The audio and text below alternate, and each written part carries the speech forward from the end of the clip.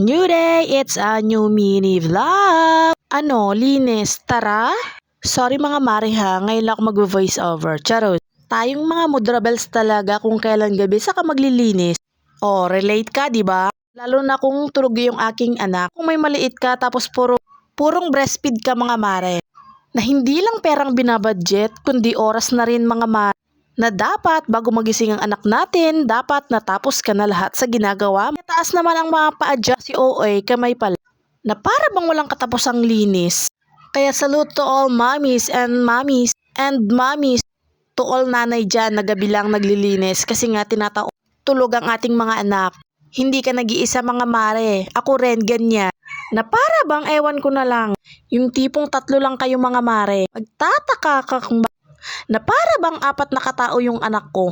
Na kung makatapon ng mga laruan is akala niya may katulong. Bala ko na nga kumuha ng katulong. Ay, hindi pala mga mare. Wala pala kaming pera. Dukha lang pala tayo. Kaya no choice kundi ang magtrabaho o maglinis. Yung anak mo, hindi mo masaway-saway. Para bang pinaglihis siya sa trum. Dampot mo lang ng kalat. Andyan na naman siya. Nagkakalat na naman. Na para bang wala ka ng katapusang linis. Yung tipong wala ka namang hawak na baril. Pero, pumapalit yung bunganga mo na malak 45 na baril. Sat-sat ng sat-sat, putak ng putak. Tapos lalakihan ka lang na mata ng anak mo.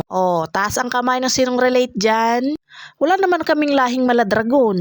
Pero yung pagpipigil ko mga mare na para bang gustong lumabas ng apoy sa bunganga. Wala rin naman kaming lahing super saiyan. Ewan ko na lang ba?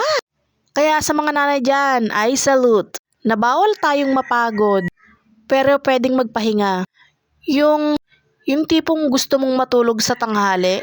Na gusto mo rin ipahinga yung katawan mo pero hindi mo magawa. Kasi mga mare ganyan ako. Lalo na kung alam nating may gagawin pa tayo. Kahit nakahiga na tayo, minsan mga mare maalimpungatan ako. Gigising ako para gawin ko yung gig hindi ko nagawa. Kasi no choice naman tayong mga mare.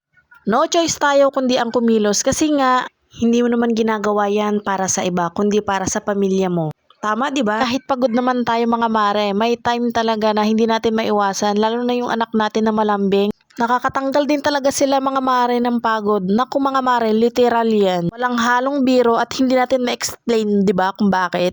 Kasi gano'n na siguro tayong mga nanay. Hindi talaga natin maiwasan mapalo sila, mapagalitan. Pero in the end, bakit tayo pa rin yung nasasaktan? Kaya no choice, kundi ang maging masaya sa pinili nating pamilya. Ay nako, kung saan na ako nakapunta, hindi pa rin tapos magbanlaw. Wala kasing magic, di ba mga mare? Sinong relate dyan?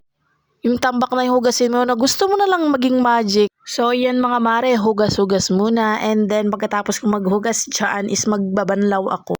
Kasi babaho yan mga mare once na nakalaban na tayo. And yan, banlaw-banlaw time. Sa mga nagsasabi dyan na wala tayong ginagawa or nakatunganga or nagsa-cellphone mga mare, isipin nyo muna mga mare, nanay ka rin. Hindi ba naabutan mo lang siya na nagsa-cellphone, nakatatapos lang niya maglinis. Bawal judgmental mga mare sa panahon ngayon. Kasi pare-pares lang naman tayong ginagawa. Kung ikaw may katulong, di congrats. So nagugas na rin ako dyan mga mare. Di ba, sino dyan ang relate? Yung kababanlaw mo, may sinampay, yan, nagtitiklop ka na naman, tapos ilang araw lang, may labahin ka na naman, tiklop, ganun na lang tayo mga mare, Nakakapagod, pero masaya.